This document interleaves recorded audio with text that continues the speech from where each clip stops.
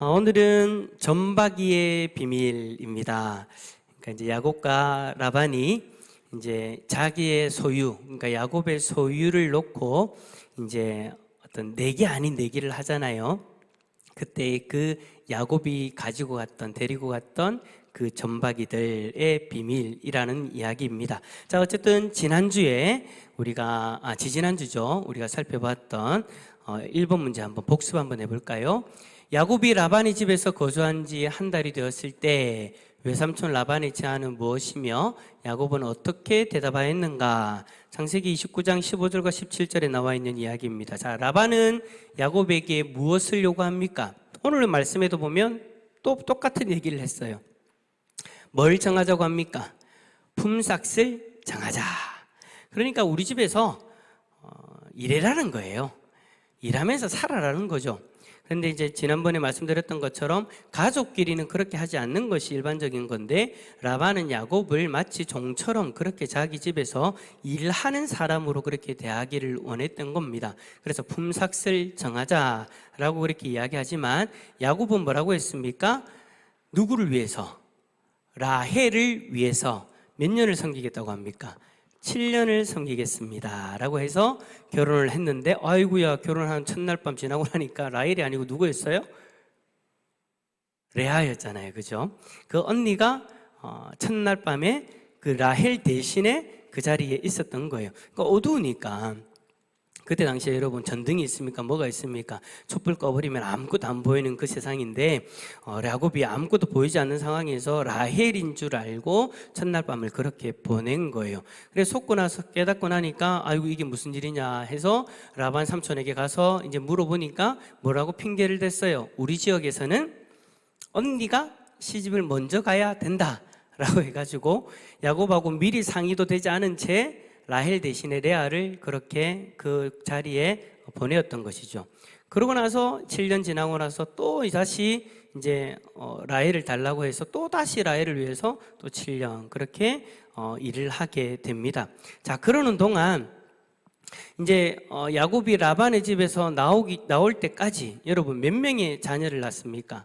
야곱의 자녀들이 몇 명이에요? 총 12명, 12지파, 그죠?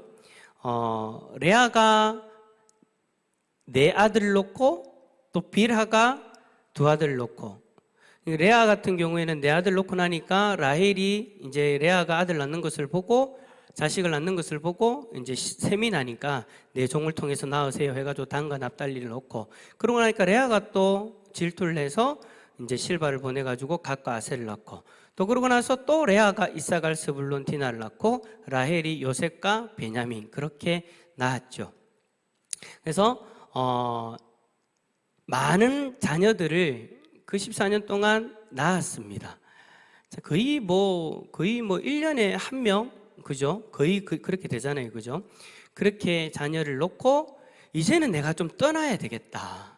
내가 더 이상 언제까지 내가 여기에 있어야 되느냐. 약속되어진 그 7년과 7년이 끝날 때, 14년이 끝날 때에 이제 요셉이 태어날 즈음에 이제 야곱이 라반에게 이제 요청을 하죠. 뭐라고 요청하느냐? 창세기 30장 25절 읽어봅시다. 시작. 라헬이 요셉을 낳았을 때에 야곱이 라반에게 이르되 나의 땅으로 가게 하시되 이제 나를 좀 고향으로 보내달라 라고 그렇게 이야기를 하죠. 내 아들과 내 자식들을 내게 주어서, 이미 내 가족이니까 우리 가족들 모두가 나의 고향으로 돌아가게 하소서라고 그렇게 이제 라반에게 부탁을 하게 됩니다. 14년 동안 종살이를 했는데, 여러분 참 어찌 보면 야곱의 입장에서는 좀 비참해요. 14년 동안 그 집에서 일을 하면서 아내도 삶고 아내도 생기고 자식들도 생겼는데, 이제는 그냥 자기의 의지를 가지고 떠나도 되는데 마치 라반에게 종속되어져 있는 종처럼 그렇게 여겨져서 라반에게 허락을 받고 그렇게 떠나려고 하는 거예요. 참 그렇게 또 허락을 받지 않으면 안 되는 그런 상황이 되어진 거죠. 그래서 어찌 보면 현실적으로 라반이 야곱의 그 모든 것들을 다 소유하고 있는 그런 어떤 상황이었다라는 것을 우리는 볼 수 있습니다.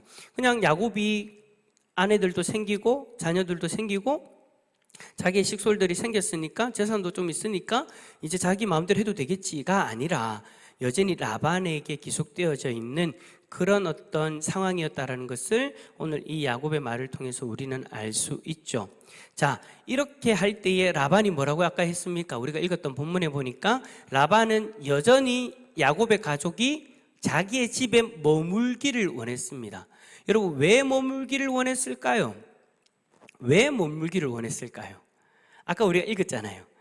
야곱이 들어와가지고 라반의 집이 엄청나게 재산이 많아졌단 말이에요. 야곱이 열심히 일을 하고 그렇게 하니까 가축들도 엄청나게 늘어나고 재산이 엄청 늘어났단 말이에요. 그래서 야곱이 라반에게 내가 들어와가지고 이만큼 늘었지 않습니까? 이제 그러니까 이제 만족하고 나를 좀 보내주십시오. 그런데 라반은 만족해요, 만족 안 해요? 만족하지 않아요. 사람의 욕심이라는 게 우리가 지난 금요일 날 얘기했던 것처럼 사람의 욕심이라는 게 끝이 없습니다. 가지면 또 가지고 싶고 더 가지면 더 가지고 싶은 게 사람의 마음인 것 같아요. 어찌 보면 친척이 누이의 동생인데 누이의 자녀인데 어디 가족인데 가족이 좀 잘 되는 방향으로 보내줄 수도 있는데 끝까지 자기의 욕심을 챙겨가지고 그 조카를 그렇게 힘들게 노예처럼 그렇게 부리고 있는 거죠. 자기 욕심 때문에 야곱을 끝까지 자기 집에 머물게 하려는 그런 속셈으로 그렇게 이야기를 합니다. 자, 그래서 여러분 자신의 집에 계속 머물기를 원하는 라반에게 요구한 야곱의 품삯 한번 읽어봅시다. 30장 32절 오늘 내가 시작. 오늘 내가 외삼촌의 양떼에 두루다니며 그 양 중에 아롱진 것과 점 있는 것과 검은 것을 가려내며 또 염소 중에 점 있는 것과 아롱진 것을 가려내리니 이 같은 것이 내 품삯이 되리이다. 그러니까 이제 나는 이제 떠나는데 이런 어떤 양과 염소들은 나에게 달라. 근데 여러분, 양과 염소들 중에 이런 아롱진 거, 점 있는 거 그런 것들이 잘 없어요. 있기는 하지만 잘 없어요. 잘 없는데 이제 야곱은 라반에게 요구를 하는 거죠. 이렇게 되어져 있는 것들을 나에게 달라, 나에게 주세요 라고 그렇게 이제 이야기를 할 때 라반이 딱 생각해보고 머리를 굴려보니까 그래, 그런 것들은 별로 없잖아, 오케이 줄게 라고 그렇게 약속을 하죠. 이제 라반의 입장에서는 장사가 되는 거예요. 이익이 되어지는 거예요. 여러분, 우리 지난주에 우리 그것도 봤듯이 뛰는 놈 위에 뭐 있다고요? 나는 놈이 있다. 야곱이 뛰는 놈이었는데 라반은 더 나는 놈이었던 거예요. 야곱은 그렇게 생각을 하고 딱 이야기를 하니까 라반은 이미 계산이 쫙 서가지고 그렇게 되어지면 야곱 너가 하나도 안 가져가게 해줄게 라고 해가지고 어떻게 하느냐. 자, 계약이 체결되자 라반이 행한 것은 무엇인가? 자, 무엇인가 한번 봅시다. 자, 한번 말씀 읽어봅시다. 36절 그날에 시작. 그날에 그가 수염소 중 얼룩무늬 있는 것과 점 있는 것을 가리고 암염소 중 흰 바탕에 아롱진 것, 점 있는 것을 가리고 양 중에 검은 것들을 가려 자기 아들들의 손에 맡기고. 뭐 했다고요? 라반이 안 그래도 작은 숫자의 저 동물들을, 저 가축들을 다 모아가지고 자기 아들들 집에 갖다 놓는 거예요. 숨겨 놓는 거예요. 여러분, 우리가 잘 알잖아요. 저런 종류의 양과 염소가 있어야 새끼를 낳아도 저런 종류의 양과 염소가 낳게 되어지는 건데 아예 그냥 더 이상 저런 아이들이 나오지 못하도록 그냥 그 애들을 숨겨버리는 거예요. 모두 골라내가지고 아들들에게. 참 사람 못됐습니다. 정말 못됐습니다. 그래 부려놓고 좀 주면 어때요? 좀 주면 어때요? 그래 부려놓고 끝까지 안 주려고, 하나도 안 주려고 다 챙겨가지고 아들들한테 다 꽁꽁 숨겨놓는 이 라반. 여러분, 우리가 참 세상 살면서 이런 사람 만날 때 있어요, 없어요? 참 얌체 같은 사람, 끝까지 자기 거 안 내놓으려고 하는 사람, 끝까지 자기 거 안 뺏기려고 하는 사람. 그런 사람 참 많이 있죠, 그죠? 여러분들이 직장 가면 그런 얌체 같은 사람들 아마 한두 명은 있을 거예요. 꼭 그런 사람들이 있어요. 희한해요. 자, 그런 사람들은 아무것도 안 해. 항상 시키기만 시키고 똑같이 같이 일해야 되는 건데도 시키기만 시키고 자기는 다 뒷짐지고 앉아가지고 자기 건 내어놓지도 않고 누릴 수 있는 것만 누리고 자기는 항상 그렇게 있는 사람. 그런 사람들 보면 참 화가 나기도 하고 여러분들이 마음에 경험했던 그런 것들을 다 경험하게 그렇게 되어지죠. 이 세상에는 그런 사람들도 있고 저런 사람들도 다 있는 것 같아요. 라반 같은 사람도 있는가 하면 야곱 같은 사람도 있고, 야곱처럼 그렇게 좀 얍삽하게 살다가 자기보다 더한 사람 만나갖고 완전히 지금 된통 당하고 있는 그런 어떤 일들을 당하기도 하고, 그보다 더 위에 서갖고 완전히 막 휘어잡듯이 그렇게 자기 마음대로 하고 있는 사람들도 있고. 근데 여러분, 그 속에서도 사람들이 아무리 악하고 아무리 얌체짓을 하고 아무리 그렇게 나쁜 짓을 해도 하나님은 그 속에서 하나님의 일들을 하시더라는 거예요. 저는 참 그런 것들을 볼 때마다 참 너무 신기해요. 우리는 그런 사람들 보면 아이고 이제 내 직장 생활은 다 망했구나, 끝났구나, 야 이 사람하고 몇 년 동안 어떻게 같이 있나, 막 그렇게 머리가 아픈데 희한하게 그 속에서도 하나님의 뜻이 있고 그 속에서도 하나님께서 나를 통해서 하시는 일들이 있더라는 거예요. 그런 사람이 있다고 해서 하나님의 뜻이 꺾여지는 것이 아니더라고요. 그런 사람이 있다고 해서 내 인생이 완전히 막히는 것이 아니더라는 거예요. 그런 사람들이 있다 할지라도 하나님은 하나님의 일을 하십니다. 자, 야곱의 상황과 똑같죠.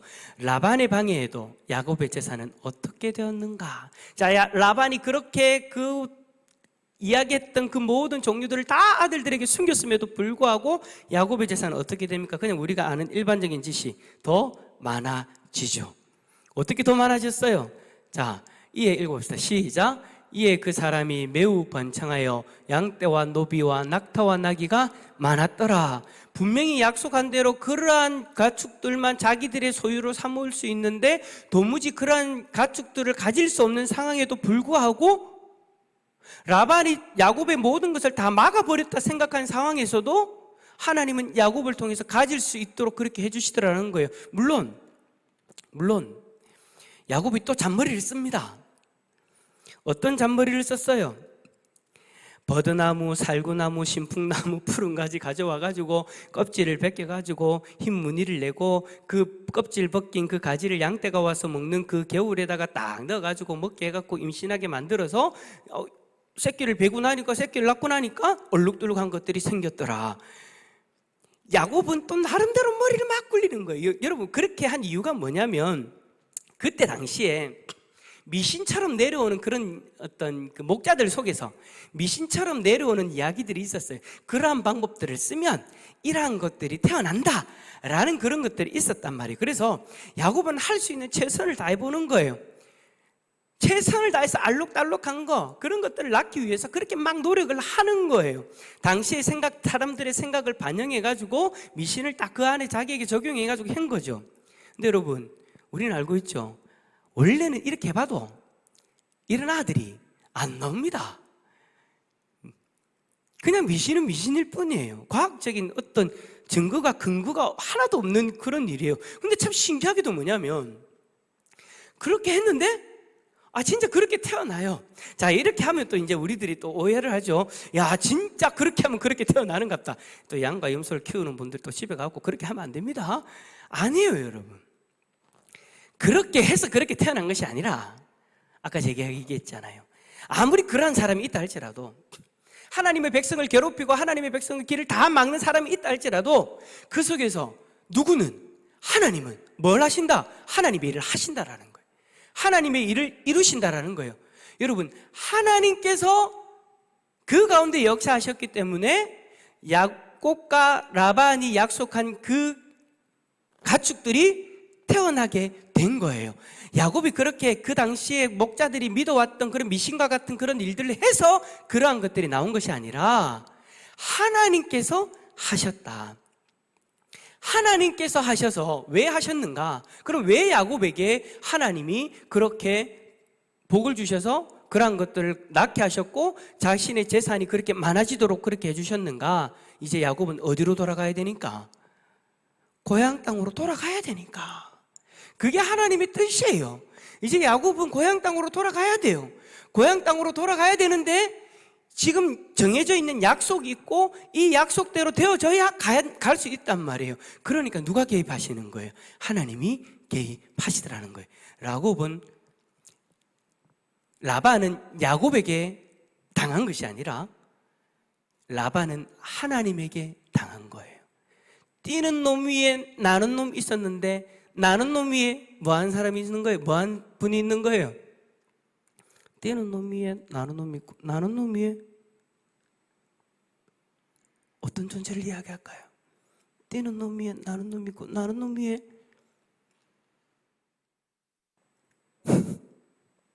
하여튼요 저는 어떤 생각이 시공간을 초월하는 존재가 있다.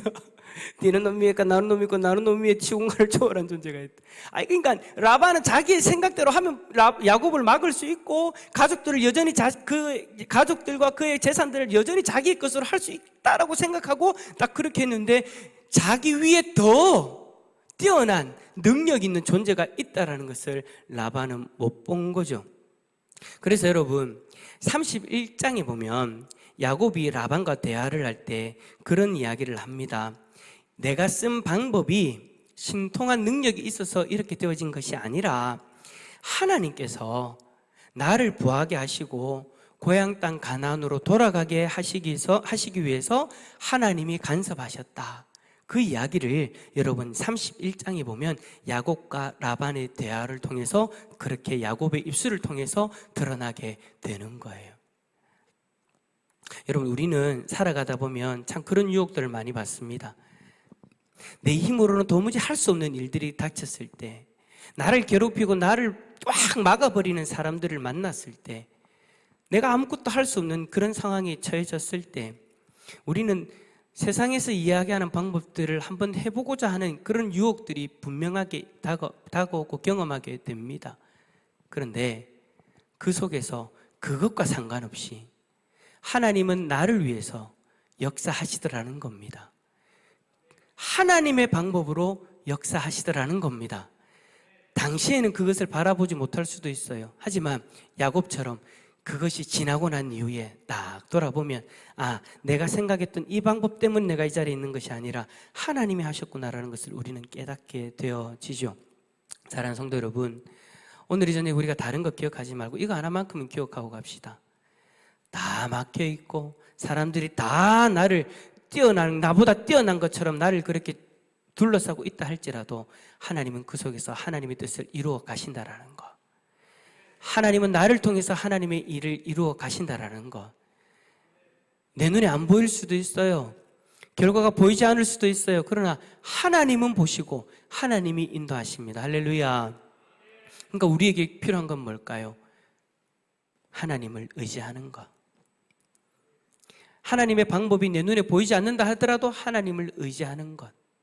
그래서 내가 하나님을 바라보고 있어야 나중에 다 지나고 난 뒤 그 하나님의 손길도 다시 바라볼 수 있지 않겠습니까? 저는 이것보다 더 안타까운 사람은 없는 것 같아요. 하나님께서 도와주셔서 이 자리에 있는데 하나님의 방법으로 하나님이 도와주셔서 내가 이 자리에 있습니다라고 고백하는 것이 아니라 내가 요때 요렇게 해서 내가 이 자리에 있다라고 고백하는 사람, 그 사람이요, 저는 참 안타깝습니다. 왜냐하면 그 사람은 앞으로도 계속 하나님의 도우심을 바라보지 못하고 계속해서 자기가 하고 있는 요 행들을 바라보게 될 테니까요. 제가 예전에 한번 그런 얘기 했잖아요. 이제 창피한 고백 한번 했잖아요. 제가 비염이 걸렸을 때, 비염이 나았을 때 하나님 앞에 기도해서 비염이 나았다 했잖아요. 그죠? 근데 그 전에 저는 기도해서 비염 나은 거 생각 안 했어요. 요즘 여러분 킁킁거리는 건요, 여러분 제가 코가 답답하면 비염에 옛날에 그 습관 때문에 킁킁거리는 거지 콧물 막 나오면서 비염이 있어서 그런 건 아니에요. 제가 나섰을 때 제가 어떻게 생각했느냐, 내가 뭐 먹었지? 내가 뭐 발랐지? 뭐 했지? 그거를 생각하고 있는 거예요. 근데 아무리 생각해봐도 옛날에도 먹었던 것을 똑같이 먹었고 옛날에 했던 그대로 살아왔는데 그게 고쳐져 있으니까 신기한 거예요. 그러고 나서 하나님 앞에 기도하면서 가만히 생각해 보니까 하나님 딱 생각나게 하신, 야, 너 그때 기도했잖아. 너 그때 기도했잖아. 내가 내 방법대로 너를 고쳐준 거야. 제가 그전에는요, 그걸 깨닫기 전에는요, 사람들이 물어봐요. 엄마야, 목사님 요즘에는 왜 코 안 풀어요? 새벽기도 하면 막 코가 휴지가 이만큼씩 쌓였는데 왜 요즘엔 코 안 풀어요? 라고 물어보면 그래요, 그게 뭘 잘못 먹었는지 모르겠네요. 그렇게 이야기했단 말이에요. 근데 이제 그게 깨달아지니까 이제 뭐라고 하겠어요? 하나님 앞에 기도하니까 되대요. 집사님, 비염 때문에 힘들죠. 그 비염 때문에 힘든 사람들 진짜 많았거든요. 그 비염 하나님 앞에 기도하는 거 째보면 내가 이것까지 하나님 앞에 기도해도 되겠나? 라고 싶어서 안 할 수도 있는데 저도 그랬거든요. 그래서 제가 그렇게 얘기해도 된다고, 한번 해보시라고, 하나님 앞에 간절하게 해보십시오. 저는 그때 뭐라고 했더니 하나님 죽겠습니다. 왜냐면 진짜 죽을 것 같았어요.